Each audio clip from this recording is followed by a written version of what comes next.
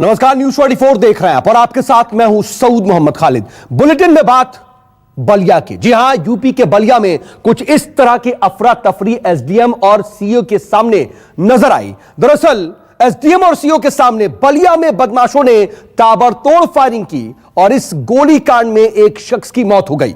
रेवती थाना के दुर्जनपुर गांव में कोटे की दुकान के आवंटन को लेकर वोटिंग होनी थी। बात इस हद तक बढ़ गई कि सरेआम यहां पर ताबड़तोड़ फायरिंग शुरू हो गई। फायरिंग का आरोप बीजेपी के एक कार्यकर्ता पर है। फिलहाल इस पूरे मामले में योगी सरकार ने एसडीएम, सीओ समेत कुछ पुलिस वालों को सस्पेंड करने का आदेश दे दिया है। 1, 2, 3, 4, 5, 6 और 7।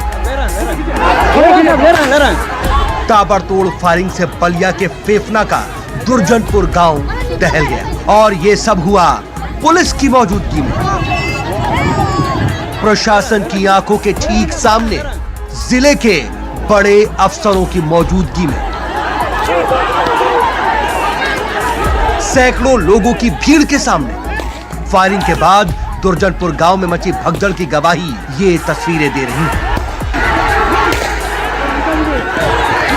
आप ये जानकर हैरान रह जाएंगे कि जब बलिया के दुर्जनपुर में ताबड़तोड़ फायरिंग हो रही थी, तब मौके पर एसडीएम बरैया सुरेश पाल और सीओ बरैया चंद्रकेश सिंह भी मौजूद थे। मतलब अफसरों के साथ घटना स्थल पर हथियारों से लैस पुलिस बल भी मौजूद था।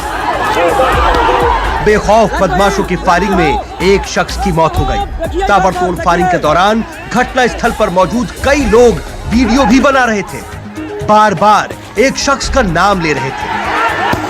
भरी पंचायत में हत्या का आरोप बीजेपी कार्यकर्ता धीरेन्द्र सिंह पर है। वीरेंद्र प्रताप सिंह द्वारा फायरिंग किया गया, जिसमें एक आदमी को, जयप्रकाश उर्फ गामा पाल को गोली लगी। अब ये भी जान लीजिए कि बलिया के दुर्जनपुर में सैकड़ों की भीड़ के सामने फायरिंग हुई क्यों। दरअसल दुर्जनपुर और हनुमानगंज के कोटे की 2 दुकानों के आवंटन के लिए खुली बैठक का आयोजन किया गया था। इसके लिए 4 पक्षों ने आवेदन किया था। दुर्जनपुर की कोटे की दुकान पर आम सहमति नहीं बनी, लिहाजा वोटिंग कराने का फैसला हुआ। अफसरों ने कहा कि वोटिंग वही कर पाएगा जिसके पास आधार या कोई दूसरा पहचान पत्र होगा। इसी पर विवाद शुरू हो गया। बात इतनी बिगड़ी कि कहासुनी के बाद लाठी, डंडे और ईंट पत्थर चलने लगे। इस बीच फायरिंग शुरू हो गई और इस घटना का वीडियो कैमरे में कैद हो गया। सरकारी कोटे की दुकान के लिए चयन प्रक्रिया चल रही थी। इसमें 2 सहायता समूह के लोग थे। एक सहायता समूह का समर्थन वीरेंद्र प्रताप सिंह उर्फ डब्लू सिंह कर रहे थे और एक दूसरा सहायता समूह था। उस सहायता समूह से और इनके बीच में पहले कहासुनी हुई। जब हंगामा लोग करने लगे तो एसडीएम ने इसकी प्रक्रिया को बाधित होते देखकर बंद कर दिया। बलिया में सरेआम हुए गोलीकांड में एक शख्स की मौत हो गई। रेवती थाना क्षेत्र के दुर्जनपुर फायरिंग कांड की गूंज लखनऊ तक पहुंची। मुख्यमंत्री योगी आदित्यनाथ ने तुरंत एक्शन लेते हुए एसडीएम, सीओ और कुछ पुलिस कर्मियों को तुरंत सस्पेंड करने का आदेश दिया। साथ ही गोलीकांड के आरोपियों की धरपकड़ के लिए पुलिस भी हाथ पैर मार रही है। दूसरी ओर विरोधी पार्टियों ने बलिया गोलीकांड के बहाने सूबे की योगी सरकार को घेरना शुरू कर दिया है। जिस तरह से एसडीएम, डीएसपी के सामने भारतीय जनता पार्टी समर्थित गुंडे एक आदमी को सरेआम गोली मारते हैं, लगता नहीं उत्तर प्रदेश की सरकार को नैतिकता के आधार पर बने रहने कोई अधिकार बचा है। मैं राज्यपाल से मांग करूंगा, उत्तर प्रदेश की सरकार को बर्खास्त कर दें। अगर मुख्यमंत्री जी में नैतिक साहस है तो स्वयं अपने पद से उत्तर प्रदेश सरकार को न संभाल पाने के लिए अपने पद से त्यागपत्र दे देना चाहिए। हम लोग लगातार कह रहे हैं कि सरकार उत्तर प्रदेश में अपराधी चला रहे हैं, गुंडे चला रहे हैं, बलात्कारी चला रहे हैं, और वही आज सच सामने आ गया।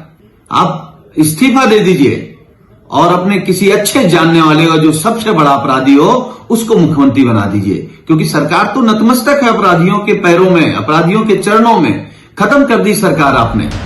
बलिया के एसपी पूरे दलबल के साथ दुर्जनपुर में कैंप किए हुए हैं। फिलहाल दुर्जनपुर में हालात कंट्रोल में है, लेकिन बड़ा सवाल यही है कि आखिर अपराधियों को इतनी हिम्मत कहां से आई कि पुलिस और प्रशासन और सैकड़ों लोगों की मौजूदगी में ही ताबड़तोड़ फायरिंग कर दे, किसी की सरेआम हत्या कर दे, कानून को सरेआम ठेंगा दिखा दे। बलिया से सवेंद्र विक्रम के साथ ब्यूरो रिपोर्ट, न्यूज़ 24।